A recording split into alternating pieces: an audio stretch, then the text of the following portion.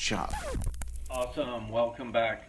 Thanks for coming in or dropping by for another episode of What's in the Shop. I hope you're watching on the big screen YouTube. You should check it out.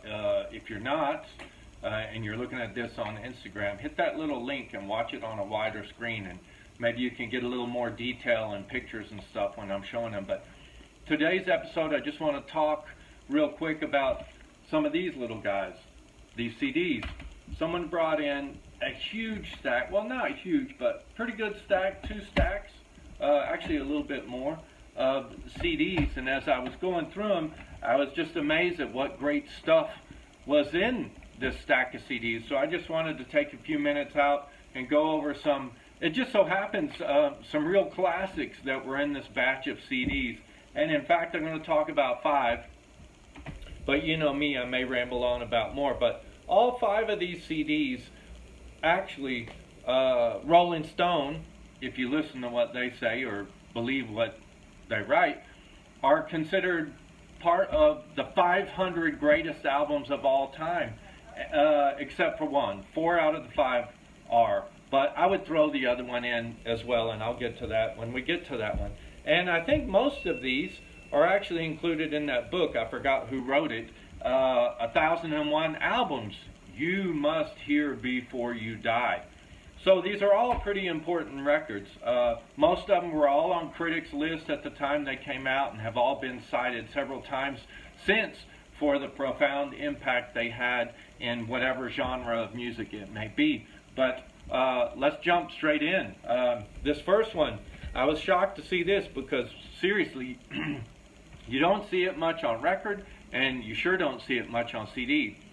Suicide. This is the, well, infamous debut album of Alan Vega and Martin Rev, Suicide. This one is on Restless Records, and I believe it has like a, well, I'm looking at it. This is cool. This is very cool because this is actually the first 2 Suicide albums. I thought this was the first album and a live album that was included when it was reissued, but as I'm looking at the song list, well, what can I say? You need the first album, but if you can get it on CD with the second album, dude, you are set. This is awesome that it's the first 2. I'm shocked. The first 2 Suicide albums on one CD. Let's go over a few quick things about this. It's only 2 guys, Alan Vega and Martin Rev, but they made a huge impact on music and modern music. A lot of people say they were key for punk rock, consider them punk rock, and a lot of people consider them electro pioneers, which this is a weird blend because they were important to both genres, shall we say. But anyway, Suicide, let's get down to it. First and second album. First album, most of my notes that I was studying was really about the first album because that's what I thought this was, just the first album and a live one. But first album, this was recorded in in only 4 days, and it made a huge impact after being recorded in only 4 days. It's a milestone album for both punk and electronic music, like I said. The producer, Craig Leon, what's really weird is some of the effects that were used in this hadn't really been used up to that time, especially with electronic music. But the producer, Craig Leon, had just recently worked with Bob Marley and Lee Perry. So he was working with dubby music and all that, and he thought, what if we try this on some American bands? And it just so happened he was roped in, so he applied some of the tricks he learned in reggae with reverb and echo and everything into this to help make it what it is today. So that's very interesting. I think there was only 1 single, maybe 2, released from this, one of which was Cherie, the song Cherie. And funnily enough, in 78, a year after this was released, this came out in 77, John Lydon, you know him from the Sex Pistols, reviewed the single Cherie and said it was simply Je t'aime with a bunch of tape hiss. Je t'aime, as we all know, is the Serge Gainsbourg tune, which was really famous and provocative. So it's funny that John Lydon said that. A weird thing I didn't know about this album, which I was kind of stunned to learn, was several people, critics, have commented about the very last song on the album, Frankie Teardrop. It's 10 minutes long. It's this crazy song, some of the craziest, loudest, most horrifying screams you've ever heard from Alan Vega on that song. But supposedly that inspired Bruce Springsteen. And Springsteen wrote the tune State Trooper, which I happen to have on his Nebraska album. So Springsteen was inspired by Suicide, as are countless others. Depeche Mode, I mean, dude, you name it. Electronic guys, punk guys, almost everyone was affected by this album. Whether you know it or not, listen to it and check it out and see for yourself. Another album on the 500 greatest list, 500 greatest albums of all time list. Another huge impact for, well, it was a cross section. It just so happens to be with punk as well. An all-girl band, all-girl punk band, all-girl white punk band that flirted with reggae. Put all that together and you get the Slits. Here we have, this is one of those records that, you know, as a kid, if you're a young man, you like to look at this album cover for obvious reasons why. But here we have the Slits. This is their debut cut. I believe Budgie played with them for a while from Susie and the Banshees. In fact, I didn't check it out, but I think he's even on this album, if I remember right. And again, this was a milestone in bridging. It's often cited by critics in bridging punk and reggae, because, you know, at that time in England, reggae was a big part of punk. And these ladies were key into bridging that together. It's also considered a post-punk classic. Some say actually a post-punk masterpiece. The Observer, the British newspaper, said this was in their list of 100 greatest British albums of all time. It was produced, funnily enough, well, it should be produced by someone who knows reggae, and that is Dennis Bovell, or Dennis Bovell, however you want to say his name. Dennis Bovell's been involved with tons and tons and tons of people and is key in the UK reggae scene.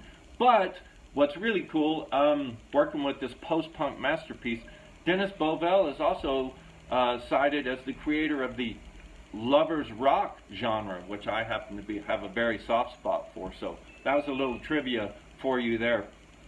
Robert Christgau, who we talk about a lot, music critic for the Village Voice, said about this record here, the Slits, for once there was a white reggae style that rivaled its models for weirdness and formal imagination. Yes, that's all said about the Slits.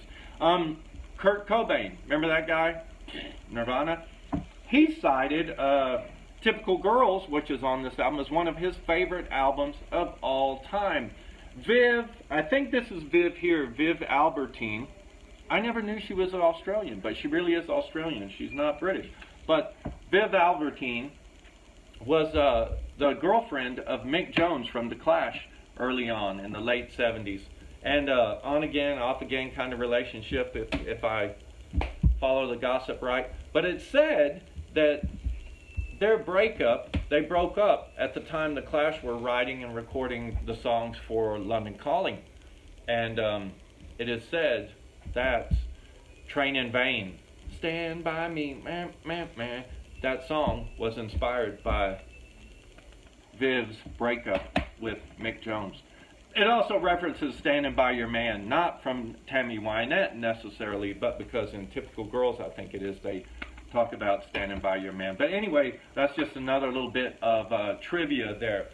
Another album, this one isn't in the top 500 albums of all time of Rolling Stone. I don't know why, because it is very important. If you love British indie music from the 80s and morphing into that shoegaze movement, lots of phasey, hippie, droney guitars, great hooks, great distortion, lots of fuzz, and spaced out stuff, then you gotta love Ride. This is Ride's debut album. Nowhere, wow, that's a big reflection. Nowhere, with this nice wave on it. Came out in 1990. Great album. I mean, this is key. Well, actually, Rolling Stone may not have put it in its 500 greatest albums of all time, but Rolling Stone did call this a masterpiece. And it is a must-have album if you love that shoegaze music. Again, 1001 albums you must hear. This is included. If you look around on this record, you see a name, Alan Moulder. Who's Alan Moulder? Alan Moulder is an engineer and producer, mixer, I should say. He worked a lot with My Bloody Valentine. Actually, I think he got his start with Jesus and Mary Chain, but he went on to do Smashing Pumpkins and stuff, so you'll recognize his name involved with this. Again, if you love guitars, you just love shoegaze music or whatever, this started it all. This, My Bloody Valentine, are absolute classics that you must have from this era in the early 90s. One quick bit of trivia for the cover, this nice crested wave, I don't know if you can see, but I will pop it up here, bing, like magic, was taken by Warren Bolster, who used to work for Surfer magazine. And he is actually the guy who single-handedly, in the late 70s, brought back Skateboarder magazine. So if you're into skateboarding and surfing, you should listen to this album just for trivia's sake, because Warren Bolster took this photo. But Warren Bolster is known for, he was the dude who basically, one of the first dudes, I should say, who started using fisheye lenses and auto winders and stuff when he was photographing the whole skateboarder culture in California. So this pretty important dude did a pretty important picture for a pretty important album. Yes, this image is very simple, but it is iconic because anybody into British music in the late 80s and 90s will know this. Must have for your collection. Here in the shop now, get it while you can.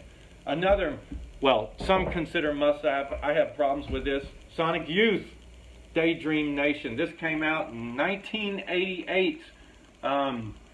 Not a big Sonic Youth fan. Seen this album tons. I think I actually owned it when it first came out, but didn't keep it because, like I said, I'm not a big Sonic Youth fan. This is their 5th album. Funnily enough, it blew me away. This album is entered into the Library of Congress back in 2005. Can you believe that? In the National Recording Registry. That's how important this record is. This is the record that broke Sonic Youth wide open. Well, at least got the big boys to listen and got them a major label deal right after this. AllMusic said that this was a masterpiece of post-punk and art rock. Warning, warning, that scares me away, art rock. Spin Magazine said it was the greatest art punk statement ever. Another reason why it scares me away from Sonic Youth in this album. I'm not into art music, not a big post-punk fan either. But we do need it, folks. We do need it. The LA Times, funnily enough, said this was a masterpiece.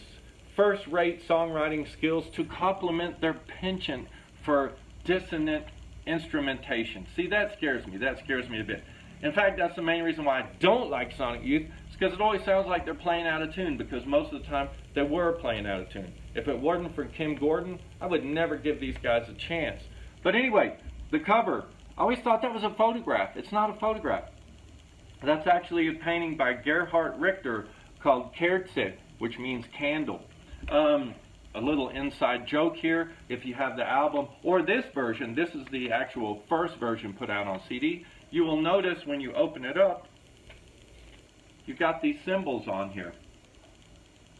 That is 4 different symbols. What is that? Infinity. What is that? Female. What is that? Omega. And there's a little devil guy with drumsticks. That, of course, is a nod and a wink and a joke to the other band who used 4 symbols that everybody knows, Led Zeppelin. It also, when I was reading up about this, blew me away. Guitarist Magazine, believe it or not, listed this album in their 101 greatest guitar albums.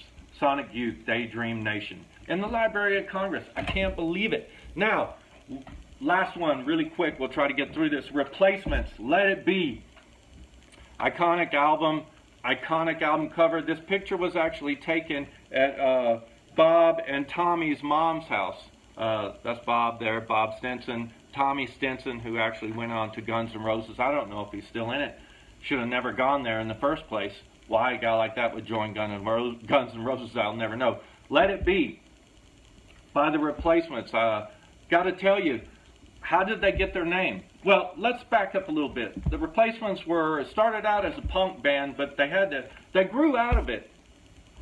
And the main reason why is because Paul Westerberg, the singer, was just kind of tired of the whole punk attitude and the punk ethos and the punk song structure. He said they used to just jam or get a riff and play those riffs real hard and give it a name and poof, put it out as a record. And he said that this was the first time, I believe this is the third, I think, the first time that the Replacements actually sat down and took the time to write music and be a little more serious about it. And it made the Replacements what they are today. It's been said it's a brilliant rock and roll album, which it is. It's a great rock and roll album. A cornerstone of alternative rock, one of the magazines said about it. Spin Magazine, believe it or not, said it's one of the 25 greatest albums of all times. Yes, Paul Westerberg said it's the first time I had songs arranged rather than just banging out riffs and giving them titles. Give it a little bit of attention, it goes a long way. Funnily enough, the opening track, I Will Dare, is in the Rock and Roll Hall of Fame's 500 songs that shaped rock and roll, so that's pretty important. A little bit of trivia, then we'll close this out. It was supposed to be, I don't even know who did this, produced by Steve Felstad. I have no idea who Steve Felstad is, maybe I should look it up. But it was supposed to be produced by Peter Buck, the guitar player from R.E.M. But at the time the Replacements met with him to do the album, they didn't have enough material, so they didn't get to use Peter Buck. Rolling Stone really summed this up.